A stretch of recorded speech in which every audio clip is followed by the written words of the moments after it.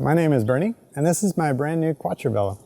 We're going to be looking at some of the pros and cons that I've found with riding this thing. We're also going to look at some of the things that I've added. And today we're also going to be swapping out the big chainring on it. So let's take a look.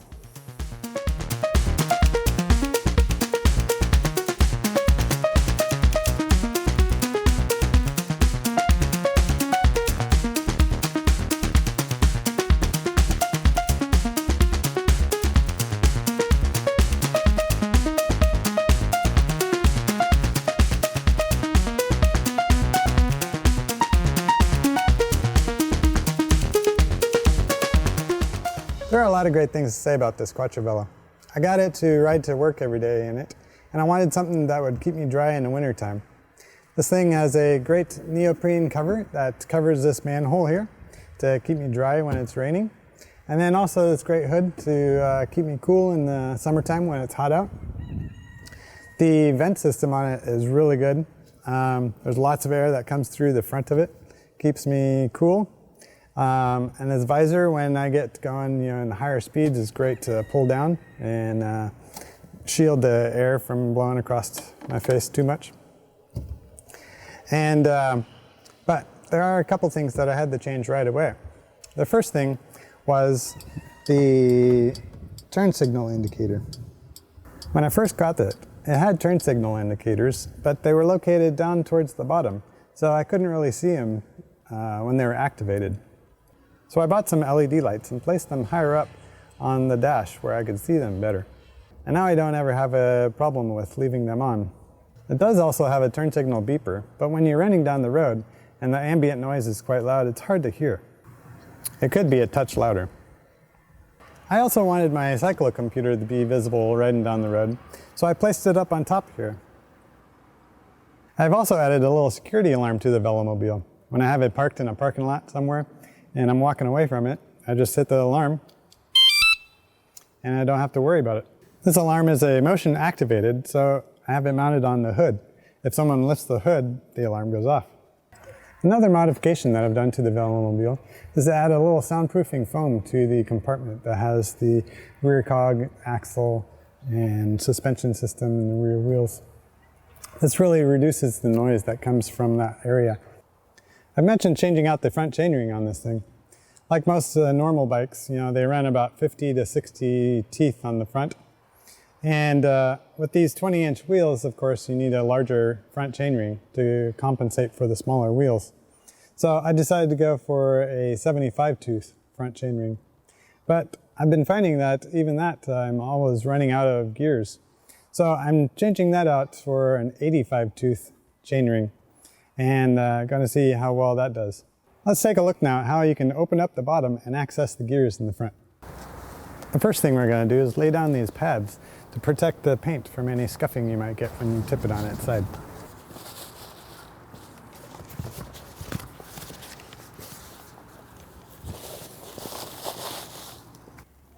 Next, I'm going to use this triangle-shaped tool bag that came with the velomobile, designed by Radical Design, to lean the velomobile up against it so that the velomobile isn't resting on the ground.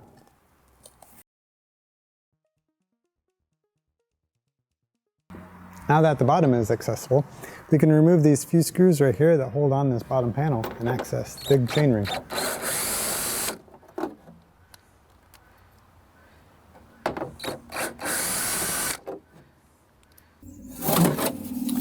Now with this panel off, you can have access to the chainring. You can see I've already got about 500 miles on this velomobile, and you can see there's very little sand and road grit from the road on the chain. So it's really nice keeping this thing clean and easy to maintain.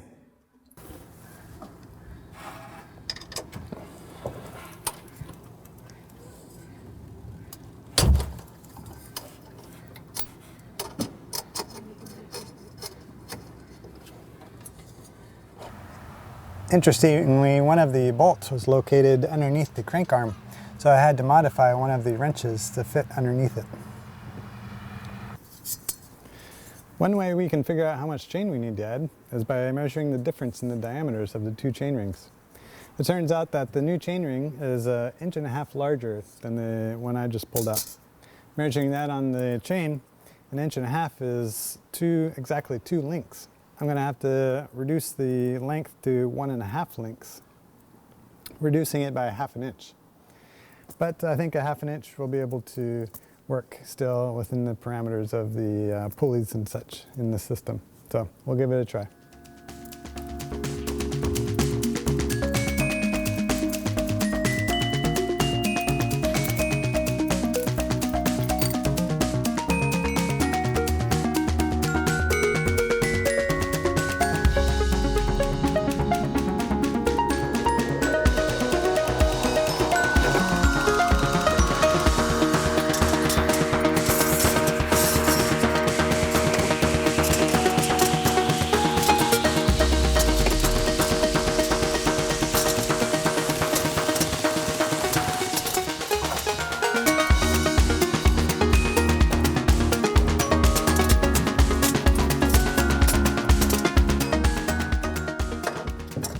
Everything looks great, and I think the chain length is going to be working just right. It's about time to put the foot covering back on. When I ordered the velomobile, I ordered it with the foot coverings that are closed as well. So I'm actually going to be installing these and trying it out to see what difference it makes in the heat inside the velomobile as I'm riding it, as well as the aerodynamics of it. So with the winter coming on, I think it's good timing, and we'll put it on.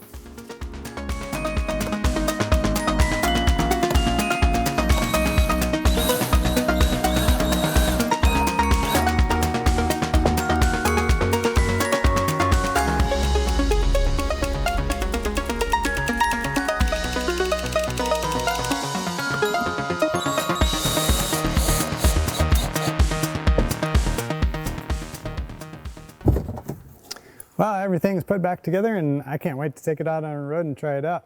So come along, and I'll show you some of the sights and sceneries around the area, and of course more of the wonderful Quatrevelo.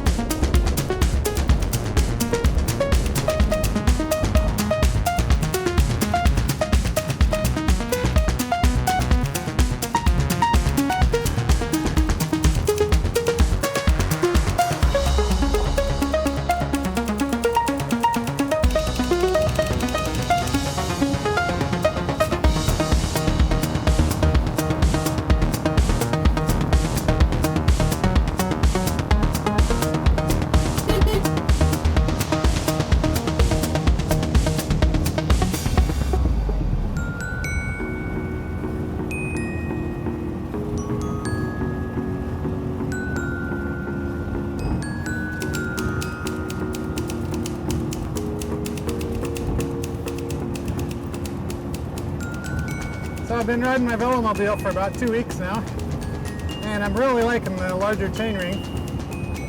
It's definitely closer to the gearing of a regular bike. I'm not running out of gears on the higher end as much.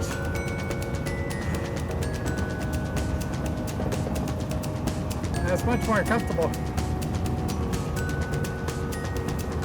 It wasn't as drastic as a change as I thought it would be.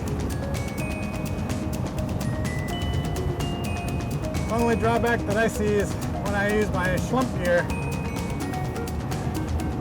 changing from the high end to the low end, I have to shift about 4 gears to equal the ratio.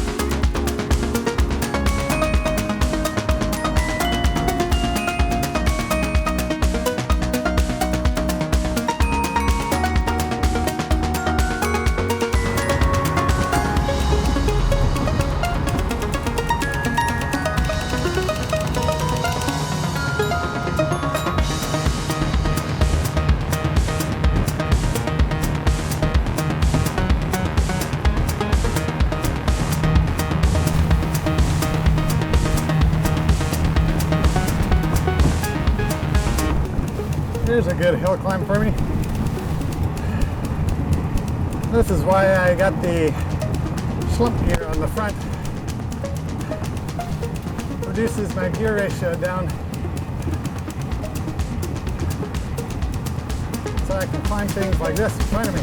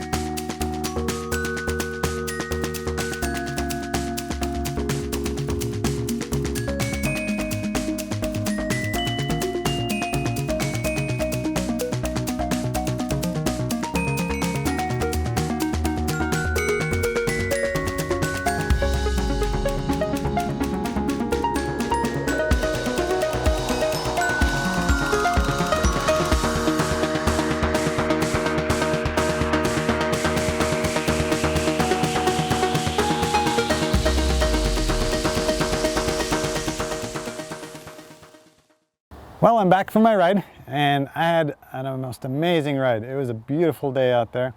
Rode along the coast and along the bay, and then into the redwoods a little bit. And I must say, today was the windiest day that I've ever ridden. And as you heard earlier, I barely noticed the wind. The wind was definitely blowing a good, 10, 15 miles an hour out there. And I barely noticed it.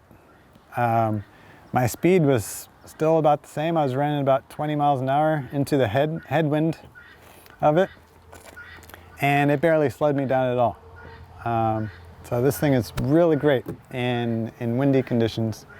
When I was getting a crosswind, it was definitely a little squirrelier, but nothing worse than on a regular bike, I'd say.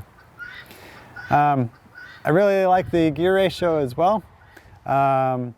I pushed it there at the end on that flat and was able to get it up to 33 miles per hour. And coming home off of that last hill, I was almost home, so I didn't pedal at all, and it coasted itself up to 28 miles an hour. So this thing really takes off on downhills and really cruises nicely on flats. A lot of people complain about the noise inside the machine. And the other day I was riding with a very large bag inside the cargo compartment in the back. And it was pushing the hood of it up a little bit. And I noticed, especially when I was driving on the gravel road here, where I get the most amount of noise, that it was much, much quieter. So I think most of the noise that it's coming from is the connection between the hood and the body of the velomobile.